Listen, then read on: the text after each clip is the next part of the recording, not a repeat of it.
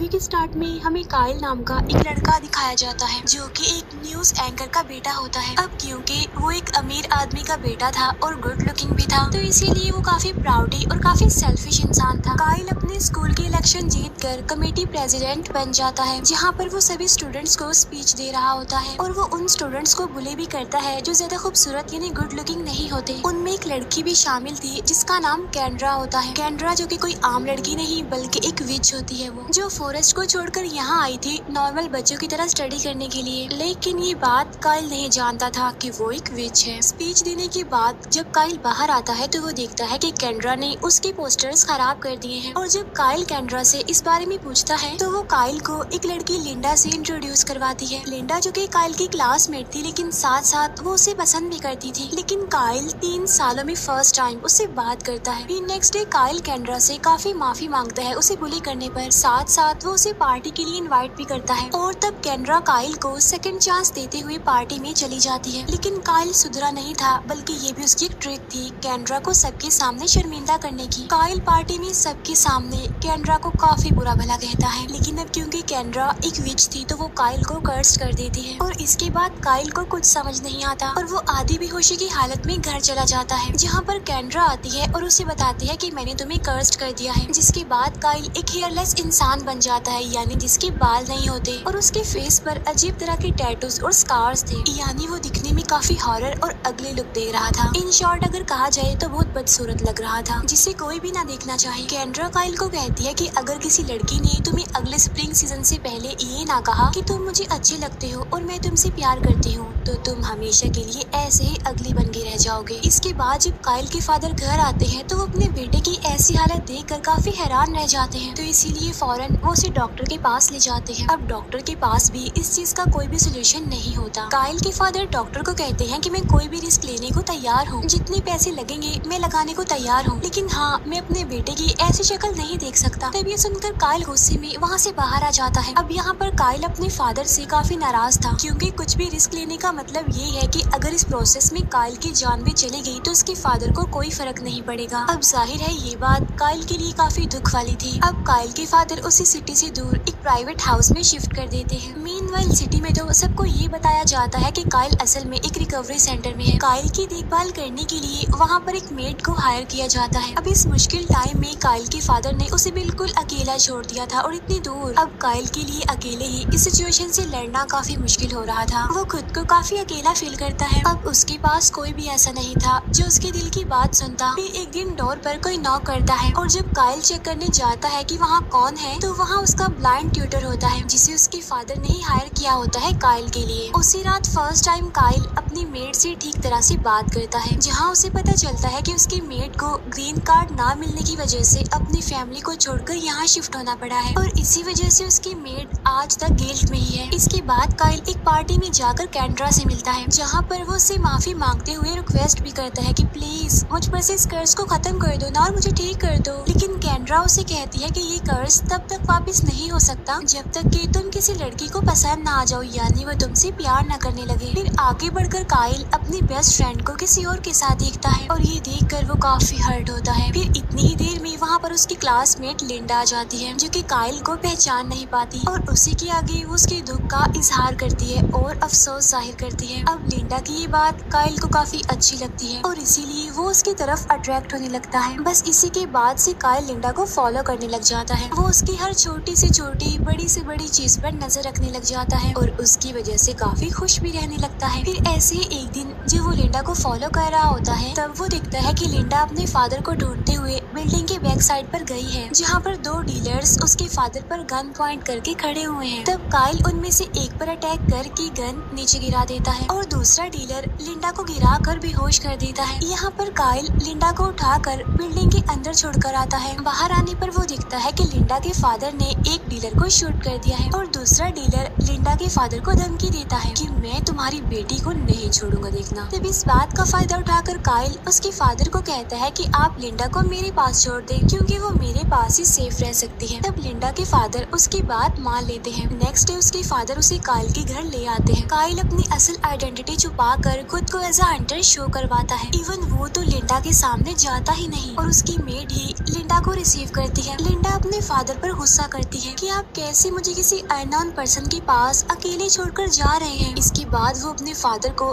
Good bye बोले बगैर ही उन्हें वहाँ से जाने के लिए कहती है। फिर लिंडा काइल को आवाज लगाकर कहती है कि अगर तुमने मेरे करीब आने की जरा सी भी कोशिश की तो मैं तुम्हारा बहुत बुरा हाल करूंगी देखना। अब यहाँ पर डेफिनेटली वो उससे नफरत करती है। इसके बाद लिंडा खुद को एक रूम में बंद कर लेती है और काइल उसे इम्प्रेस करने में लग जाता है। वो उसके रूम के बाहर एक्सपेंसिव गिफ्ट्स रखने लग जाता है लेकिन इसका लिंडा पर कोई असर नहीं होता। मींस वो इम्प्रेस नहीं होती। तब ये देखकर काइल की मेड उससे कहती है कि तुम्हें लिंडा को अंडरस्टैंड करने की जरूरत है क्योंकि वो बाकी लड़कियों जैसी बिल्कुल भी नहीं है। तब काइल अपनी मेड की बात मानते हुए लिंडा को जेलिस का एक कार्टन गिफ्ट करता है। साथ साथ वो लिंडा को उसकी फादर की तरफ से पॉजिटिव रहने के लिए कहता है। वो उसे समझाने की भी कोशिश करता है कि ये सब कुछ तुम्हारे फादर ने तुम्हारी बेहतरी के लिए ही किया है, तुम्हारी सेफ्टी के लिए। तब ये सुनने के बाद लिंडा थोड़ा काम डाउन हो जाती है यानी रिलैक्स हो जाती है। साथ साथ वो जेलिस को भी एज अ गिफ्ट एक्सेप्ट कर लेती है। इसके बाद काइल लिंडा के लिए लव लेटर्स लिखना स्टार्ट कर देता है लेकिन वो इस डर से उसे वो लेटर्स नहीं देता कि कहीं वो रिजेक्ट ना कर दे। इसके बाद काइल लिंडा को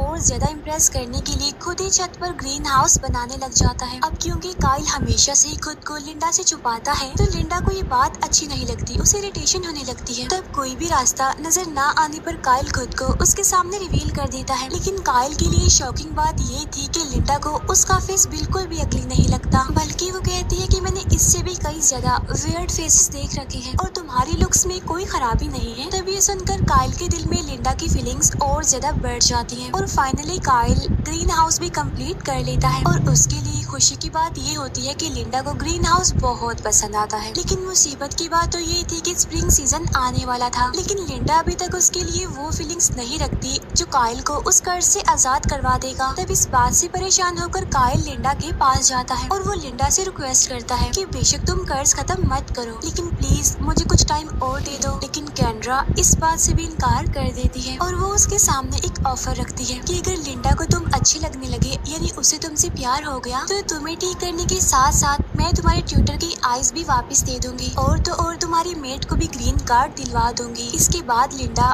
काइल को हंटर समझकर बताती है कि मुझे काइल बहुत पसंद था। तब काइल भी हंटर बनकर उसे इस बात के लिए कन्विंस करता है कि वो भी तुम्हें बहुत पसंद करता है, जिस पर लिंडा कहती है कि ये बात झूठ है और मैं इसे सीरियस नहीं लेती। इसके बाद काइल और लिंडा एक ट्रिप पर जाते हैं जहाँ पर काइल लिंडा के सामने अपनी फीलिंग्स का इजहार करता है लेकिन लिंडा उसे ये कह देती है कि मैं तुम्हें सिर्फ अपना अच्छा फ्रेंड समझती हूँ, इससे ज्यादा कुछ नहीं। तभी लिंडा को कॉल आती है और उसे बताया जाता है कि उसके फादर हॉस्पिटल में है और जिस डीलर ने उसके फादर को धमकी दी थी वो भी जेल जा चुका है। इसके बाद लिंडा अपने फादर के पास जाने के लिए निकल जाती है और वो काइल के दिए हुए लेटर्स पढ़ने लगती है। इसके बाद वो काइल को कॉल करती है लेकिन काइल का तो दिल टूट चुका था, वो काफी हर्ट था इसीलिए वो उससे बात नहीं करता। फिर काइल उस मेड और ट्यूटर के फोर्स करने पर लिंडा से स्कूल में मिलने जाता है। वहाँ जाकर काइल लिंडा को शादी के लिए प्रपोज कर देता है। जिसके बाद लिंडा उसे कहती है कि तुम भी मुझे पसंद हो लेकिन इसके बावजूद भी काइल की बॉडी में कोई चेंज नहीं होता। इसके बाद लिंडा वहाँ से जाने लगती है जिससे काइल डिसअपॉइंट हो जाता है और अपसेट भी। लेकिन तभी लिंडा टर्न करती है और वो काइल को वो बात कह ही देती है जो काइल उसके मुंह से सुनना चाह रहा था, यानी कि तुम मुझे बहुत अच्छे भी लगते हो और मैं तुमसे बहुत प्यार करती हूँ। तब काइल खुश होते हुए स्कूल से बाहर आता है और मिरर में देखने लगता है जो कि वापस से अपनी असली हालत में आ गया था। फाइनली इतनी एफर्ट के बाद कर्ज खत्म हो गया था, जिस पर काइल बहुत खुश होता है और वो आगे बढ़ ही रहा होता है कि वहाँ पर लिंडा आ जाती है जो काइल को इग्नोर करके हंटर को ढूंढने लग जाती है। तब काइल उसे समझाने की काफी कोशिश करता है कि मैं ही वो हंटर हूँ और कर्ज की वजह से मैं वैसा बन गया था और तुम्हारे प्यार ने मुझे फिर से पहले जैसा ही बना दिया, यानी लिंडा की वजह से ही उसका कर्ज खत्म हुआ है। लेकिन वो उसकी बातों को इग्नोर करके हंटर को कॉल करने लगती है जिस पर रिंग काइल के फोन पर हो जाती है और यहाँ पर लिंडा को काइल की बातों पर यकीन आ जाता है। फिर हम देखते हैं कि काइल का ब्लाइंड ट्यूटर भी अब बिल्कुल ठीक हो गया है, यानी उसकी आंखें वापस आ गई हैं। साथ साथ उस मेड को ग्रीन कार्ड भी मिल गया था, यानी यहाँ पर कैंड्रा ने अपना प्रॉमिस पूरा कर दिया। काइल को उसकी लुक देने के साथ साथ ट्यूटर और मेड को भी सब कुछ दे दिया। इसके बाद हम कैंड्रा को देखते हैं जो कि अब काइल के फादर को सबक सिखाने के लिए उसके पास जाती है। यहीं पर ये मूवी दी एंड हो जाती है। Thank you for watching.